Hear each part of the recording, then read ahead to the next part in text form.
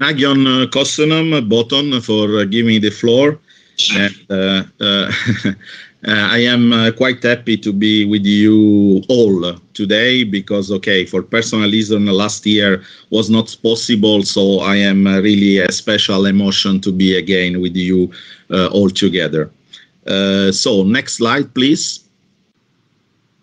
I know that there is always a little bit of jet lag, let's say, for the slide when we are asked. Perfect. So we continue with our, let's say, two columns. One is the project contents, and the other is also the financial aspect then the project are bringing to the association. In the first slide, we cluster under the European Union Horizon program the two big projects that we are managing in this moment. One is the COG-LO. That is a project based on the cross-border and logistic.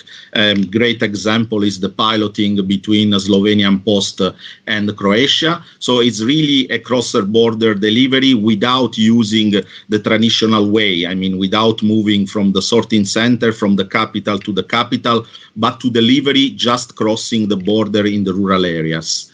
The second project, a big one, is the Secure Post, was mentioned many times today also from our chairman of the Security and Custom Transversal Pillar, as something new.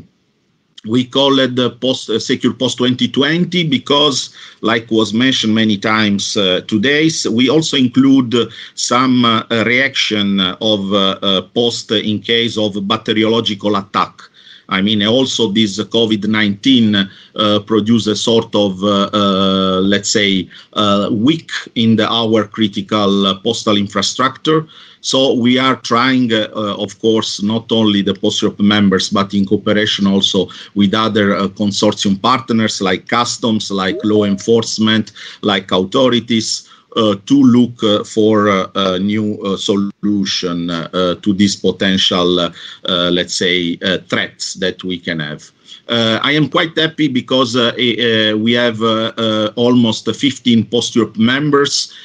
All the geographical representation is perfect represented in Secure Post 2020. You can see all the logo. I do not want to mention all in case just I do not want to forget some of them. So that's what submitted the 27th of August to the European Commission, and we are waiting for, let's say, their evaluation should be at the beginning of January and in February. Next slide, please.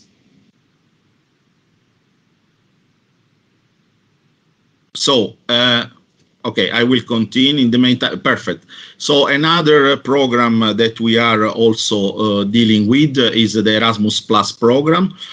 You can see that many projects, they were also mentioned before in the presentation of the CSR committee. The new post is upgrading new skills. So it's a content that is very important, like Margot was mentioning about the digital skills for the postal sector.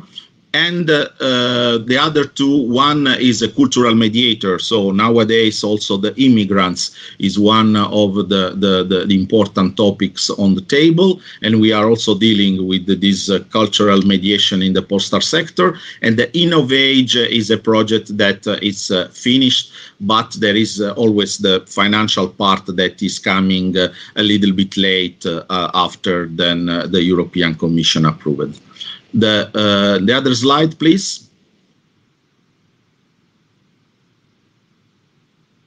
Next slide, please.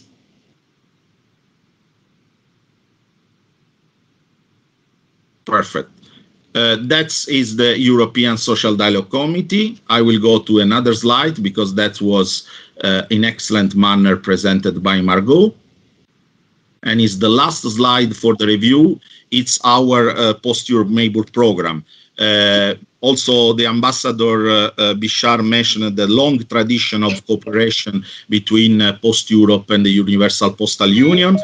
We had this excellent tradition. Usually in this time, we were already discussing with the UPU the new regional development plan. This year, we have a little bit late due to the fact, as you know, about this postponement of the Congress.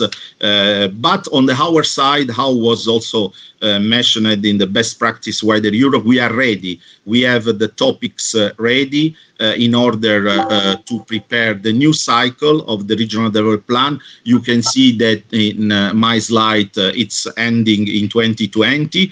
So we wish that soon we can sit on the table and to continue the great cooperation, also to establish the new topics in the regional development plan for Europe. In this sense, because we are ending this cycle, I would like really to thank the excellent cooperation with the Vice DG, Mr. Pascal Clivats, for the UPU, part of his team of director, Rudy Quadra, and also Abdel Busetta, and of course, Yuri Spiriev and Andrei Sudakov. We are daily in contact with them. We work closer and we provide knowledge, expertise, and I think for the benefits on all PostEurop members, and not only, because we were able also to provide expertise for UPU members who are not our PostEurop members.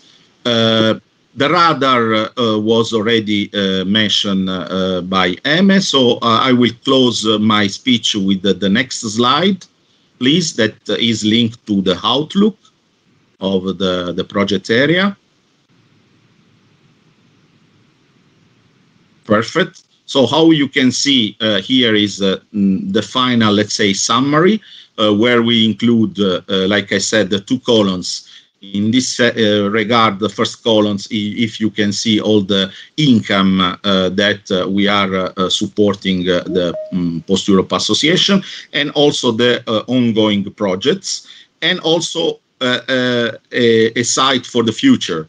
The next future is called Secure Post 2020. We was mentioned many times today the European Union Green Deal, the cooperation with the IPC. So we were thinking to prepare a project in the green called the Eco Post that will be submitted the next year in February. And of course, also as was mentioned, the new CSR project. So this is the slide that is my favorite, because you can say in the corner how the PostEurop project supports all the strategy in PostEurop, all the committee, all the pillars. We are there to support in the working group, the expertise. And so this you can really have a final outlook. Last but not least, let me give a big shukriya, merci beaucoup to Vakas, that without him all this cannot be possible. And also our new entry, the stagiaire Falederim, I will tell him in Albanian, he's from Albania, who is giving also his a great contribution to all the project. I remain at your full disposal in the Q&A, and I am my pleasure to give back the floor to our Secretary General. Thanks a lot once more. Thank you very much, Antonino, for